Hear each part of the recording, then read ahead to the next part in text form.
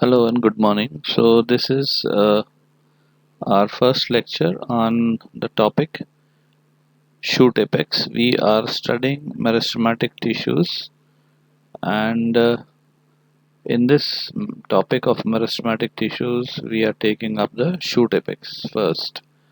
As usual, the important points will be marked in red so that you can note them down for future reference. Okay. Good morning. हम आपका जो anatomy वाला paper है उसमें पहला topic start कर रहे हैं शूट एपेक्स। ठीक है, शूट एपेक्स में हम स्ट्रक्चर और थ्योरीज डिटेल में डिस्कस करेंगे और जो इम्पोर्टेंट पॉइंट्स हैं वो मैंने रेड में मार्क कर दिए, हाईलाइट कर दिए ताकि आप उनको नोट कर सकें और बाद में आपको याद रखने में या नोट्स प्रिपेयर करने में आसानी हो। So let's start with shoot apex.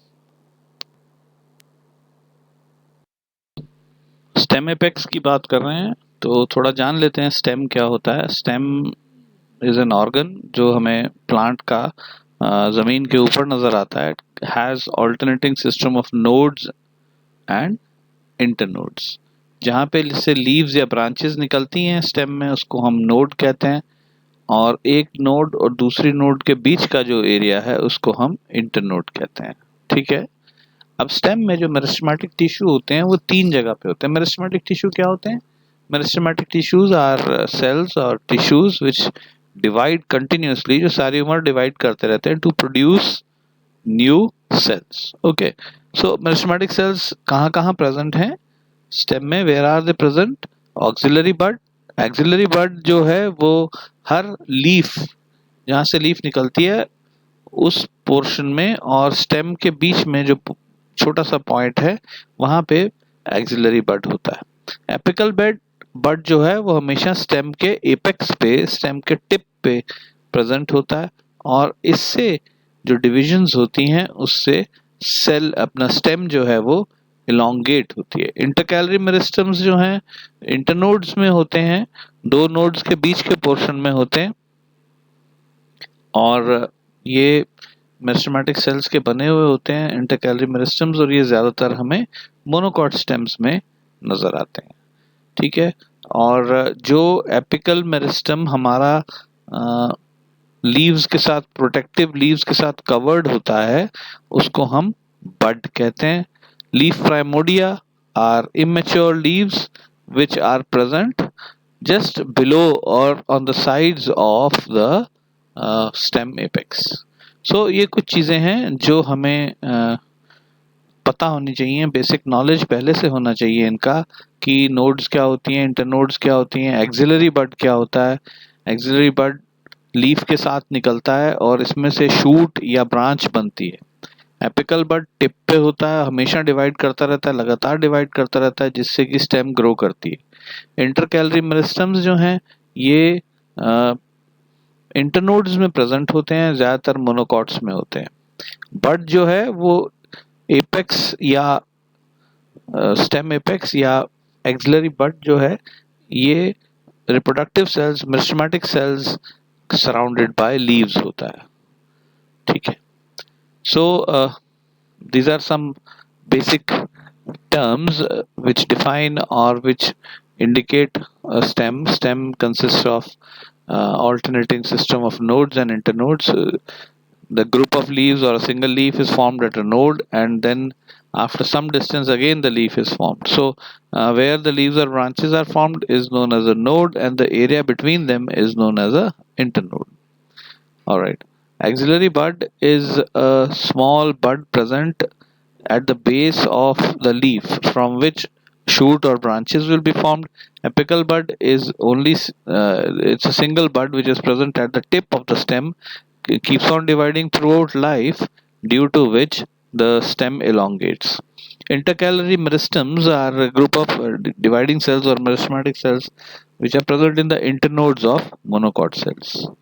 A bud is a dormant stem apex or group of meristematic cells which is dormant and surrounded by protective scales. Alright, leaf primordia are immature leaves which are present around the stem apex. Normally they arise just below or just at the level of the stem apex.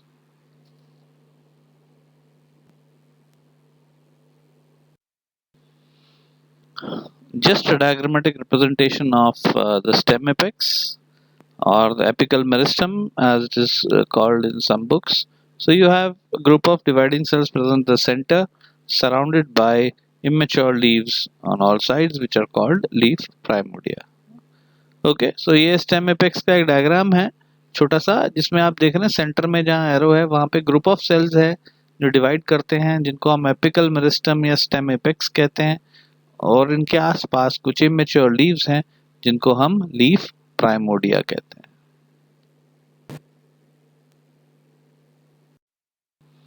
So this is what apical meristem looks like when you see it under the slide of a compound microscope. It is a dome shaped mass of cells. ठीक है, group of sales है जो dome shaped यानी कि जैसे मंदिर का ऊपर वाला पोर्शन होता है उस तरह का डोम गोल सा बना होता है उस तरह का स्ट्रक्चर होता है स्टेम एपेक्स. जहाँ पे आपको इसमें डायग्राम में प्रो मेरिस्टम ऑफ शूट लिखा दिख रहा है that is the stem apex. इसमें ग्रुप ऑफ जो सेल्स हैं जो डार्क कलर्ड सेल्स हैं they are meristematic cells which continuously keep on dividing. इसके आसपास से इमेच्योर लीव्स निकल रही हैं जिनको लीफ प्राइमोडिया कहते हैं. अब मेरिस्टेमेटिक सेल्स जो हैं जब ये डिवाइड करते हैं तो इनसे जो सेल्स बनते हैं जब वो नीचे की तरफ पुश होते हैं तो ये थोड़ा सा डिफरेंशिएट होने शुरू होते हैं मतलब कि इनमें से अलग अलग फंक्शन के हिसाब से अलग अलग टाइप ऑफ सेल्स बनने शुरू हो जाते हैं. अदरवाइज जब स्टार्टिंग में मेरिस्टेमेटिक सेल्स डिवाइड करके न्यू सेल्स बनाते हैं तो सारे एक जैसे होते हैं. फिर जब डिफरेंशिएशन होता है तो कुछ एक सेल्स प्रोकैम्बियम बनाते हैं कुछ प्रोटोडर्म बनाते हैं कुछ ग्राउंड मेरिस्टम्स बनाते हैं और कुछ एक्सिलरी बड्स बनाते हैं. ठीक है, so this is the transfer section of a stem apex. If you look at it through a compound microscope you'll see this kind of a structure. On the top center you have a semicircular or a dome shaped structure which is the group of meristematic cells which are called the apical meristem or the stem apex. Okay, they continuously keep on dividing. In the diagram this is labeled as promeristem. Then below these are dark colored cells and below this if you see you have the cells slowly differentiating according to their function. Some of them will form procambium, some will form protoderm, some will form axillary buds, some will form ground tissues, okay, or ground meristems. And for protection of the stem apex, because it is a very important organ, for protection of the stem apex you will have uh, leaf leaves around it which are developing from leaf primordia. Okay, these are immature leaves which will protect the stem apex. ये थोड़ा सा और simplified सा structure है. ये ज़्यादातर आपको low power of microscope में इस तरह का नज़र आता है. बीच में स्टेम एपेक्स है, इसके आसपास कुछ लीव्स हैं जिनको लीफ प्राइमोडिया कहते हैं और स्टेम एपेक्स में से जो मेरिस्टेमेटिक सेल्स बनते जा रहे हैं वो नीचे को जाके कुछ कुछ सेल्स डिफरेंशिएट होकर जाइलम फ्लोएम बना रहा है जो डेवलपिंग वैस्कुलर स्ट्रैंड कहलाएगा. कुछ एक नीचे को जाके एक्सिलरी बड्स बना रहे हैं. तो वही जो पहला डायग्राम देखा है उसका ही एक simplified version. So this is a simplified version of stem apex which you will see if you look at a stem apex through maybe the low power of a light microscope. You will see the dark colored dark blue colored meristematic cells which keep on dividing and forming new cells which are protected by the leaf primordia. Once the new cells are formed they push downwards and start to form different kind of cells according to their function, like vascular strand which will have xylem phloem, then apical meristems and so on.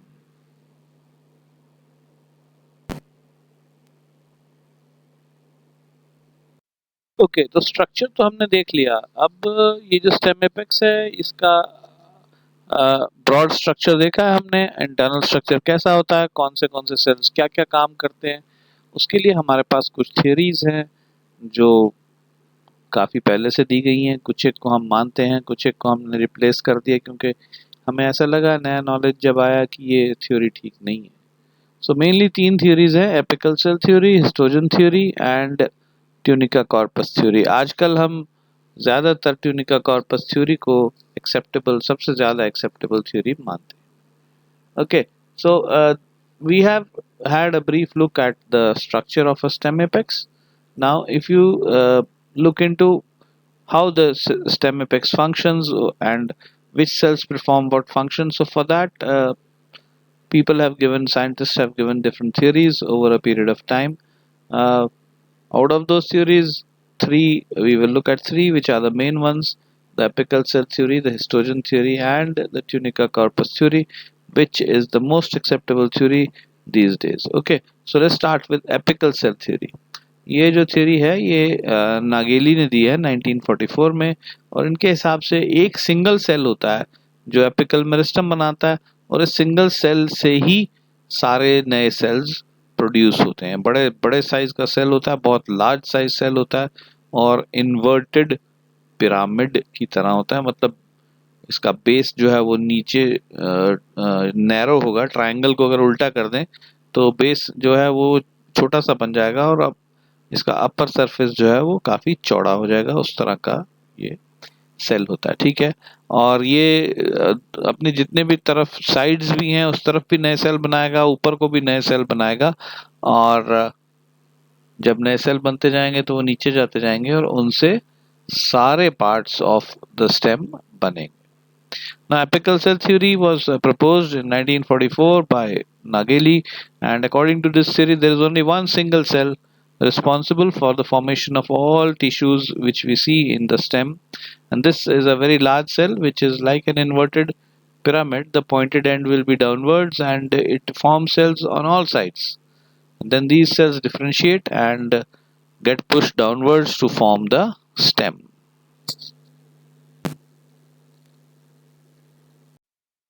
Now, Nageli's theory was mainly given after studies on pteridophytes and gymnosperms. They do have a single cell, and this single cell keeps forming new cells on uh, all sides. It is tetrahedral in shape with many sides, and on each side it forms new cells. Pteridophytes और gymnosperms में इस तरह का condition हम देख सकते हैं कि सिंगल एक सेल है ट्रायंगुलर सा, और वो हर तरफ जो है उसके हर फेस पे, हर साइड पे नए सेल्स बन रहे हैं। लेकिन एंजियोस्पर्म्स या हायर प्लांट्स में इस तरह का स्ट्रक्चर हमें नहीं मिलता, इसलिए हायर प्लांट्स के लिए ये थियोरी एप्लीकेबल नहीं है।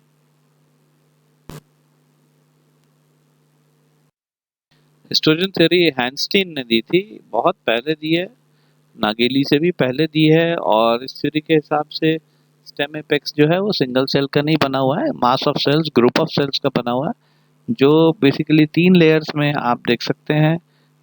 आउटर मोस्ट लेयर को डर्मेटोजन कहते हैं, इससे एपिडर्मिस ऑफ द रूट और स्टेम जो भी है वो बनता है। सेकेंड लेयर, बीच की लेयर जो है उसको पेरिबलम कहते हैं। ये जो है डर्मेटोजन के नीचे है और प्लेरोम के ऊपर है। इस सेल से कॉर्टेक्स और ग्राउंड टिश्यू, पेरेन्काइमेटस सेल्स, वो सब बनता है। तीसरी लेयर प्लेरोम है, ये बिल्कुल अंदर वाली लेयर है, और इससे वैस्कुलर बंडल्स बनते हैं, जाइलम फ्लोएम, पेरेन्काइमा बनता है। ये बिल्कुल बीच वाले सेल्स बनाता है, ठीक है। तो इन्होंने तीन लेयर्स में डिवाइड कर दिया है, ग्रुप ऑफ सेल्स बना दिया है। ये दो डिफरेंसेस हैं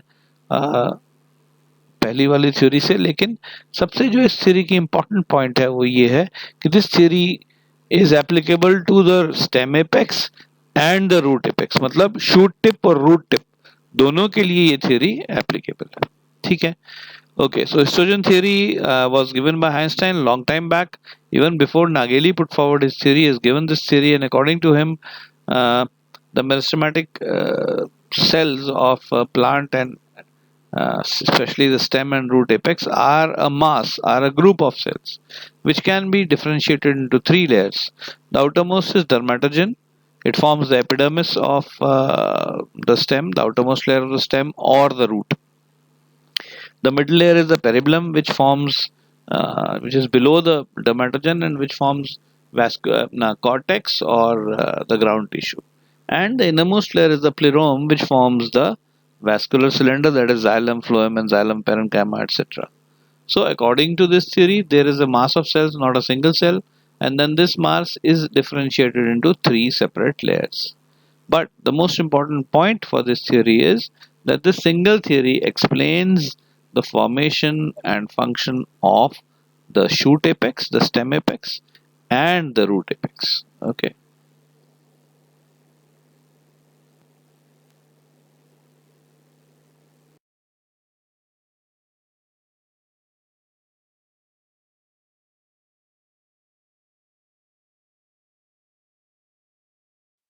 सबसे इम्पोर्टेंट और सबसे नई थियरी जो है ट्यूनिका कॉर्पस थ्योरी है, श्मिट ने दी थी 1924 में, और इस थियरी को हम सबसे ज़्यादा एक्सेप्ट करते हैं for the structure of the apical meristem और द शूट एपेक्स। इस थियरी की खासियत यह है कि ये थियरी सिर्फ और सिर्फ स्टेम एपेक्स के लिए है, ये रूट एपेक्स का स्ट्रक्चर एक्सप्लेन नहीं करती। श्मिट के हिसाब से जो स्टेम एपेक्स है इसको हम दो पार्ट्स में डिवाइड कर सकते हैं, ट्यूनिका एंड कॉर्पस, और फिर ट्यूनिका को हम तीन लेयर्स में या दो लेयर्स में डिवाइड करते हैं जिनको L1 L2 कहते हैं, ठीक है। और अगर L3 ले लें तो L3 is the corpus. Tunica is made up of L1 L2 and the L3 layer is made up of the corpus, right? So this was the latest theory as far as stem apex is concerned. It was given in 1924 and this theory has been accepted the most, but it is applicable only for the shoot apex and not for the root apex. Okay, tunica सबसे ऊपर सबसे बाहर वाली layer है, ठीक है। इसमें जो सेल डिवीजन होती है सिर्फ एंटीक्लाइनल होती है, मतलब जो डिवीजन है वो सिर्फ एक हॉरिजॉन्टल प्लेन में होगी जिससे कि एक शीट ऑफ सेल्स बनती जाएगी, ठीक है। अब ट्यूनिका जो है ये नॉर्मली एपिडर्मिस बनाती है, लेकिन कभी कभी वैस्कुलर टिश्यू भी, कॉर्टेक्स भी बना लेती है, लेकिन जनरली ये एपिडर्मिस के लिए होती है। कॉर्पस जो है वो इसके नीचे नेक्स्ट लेयर है। It consist of cells which are several layers deep, मतलब कि इसके बहुत सारे सेल्स होते हैं और ये सेल्स हर तरफ डिवाइड करते हैं, वर्टिकली हॉरिजॉन्टली हर तरफ डिवाइड करते हैं, तो इससे बहुत सारे सेल्स बन जाते हैं जिससे कि शूट एपेक्स में मास क्रिएट होता है, वॉल्यूम क्रिएट होता है, और ये जो है ये कॉर्टेक्स और वैस्कुलर टिश्यू बनाता है normally corpus. Okay, so tunica is the outermost layer, it is a peripheral layer, it forms sheets, it does not form deep layers, it forms sheets of cells which are formed by anticlinal division, and tunica normally gives rise to the epidermis. The corpus is the innermost layer, it divides in every plane, it divides horizontally, it divides perpendicularly, giving rise to a big mass of cells, big group of cells, and these group of cells give rise to the cortex and vascular tissue after differentiation. Okay, so this is a diagram of the stem apex according to the tunica corpus theory. L1 and L2 layers of tunica, L3 is corpus, LP is leaf primordia or immature leaf which protect the stem apex. ठीक है, simple सा diagram है stem apex का tunica corpus के हिसाब से। L1 L2 tunica की layers हैं, L3 कॉर्पस है, और LP जो है ये लीफ प्राइमोडिया है जो इस स्टेम एपेक्स को प्रोटेक्ट करने वाली इमेच्योर लीव्स हैं। तो L1 बनाएगा एपिडर्मिस, L2 बनाएगा कॉर्टेक्स, ओके, और L3 जो है वो वैस्कुलर बंडल्स और कॉर्टेक्स दोनों चीजें बनाएगा।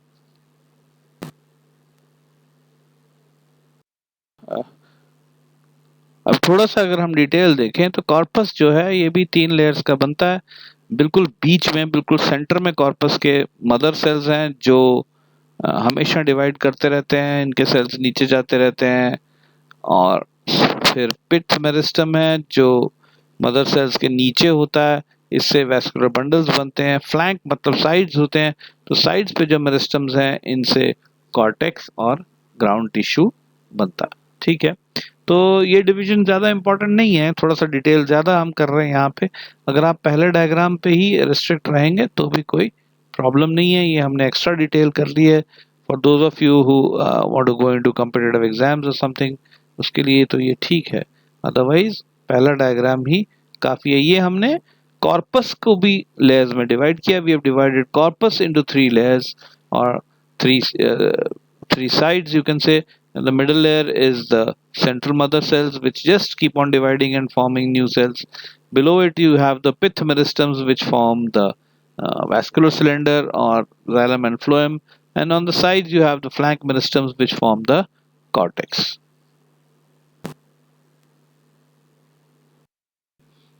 अब कभी कभी जब किसी ने थोड़ा टफ पेपर डालना हो तो वो आपको ट्यूनिका कॉर्पस थ्योरी को क्यों हम सबसे ज्यादा एक्सेप्ट करते हैं वो पूछ लेते हैं, तो वो इस तरह से भी पूछ लेते हैं, why is tunica corpus theory the most accepted theory, या पूछ लेंगे कि advantages of tunica corpus theory.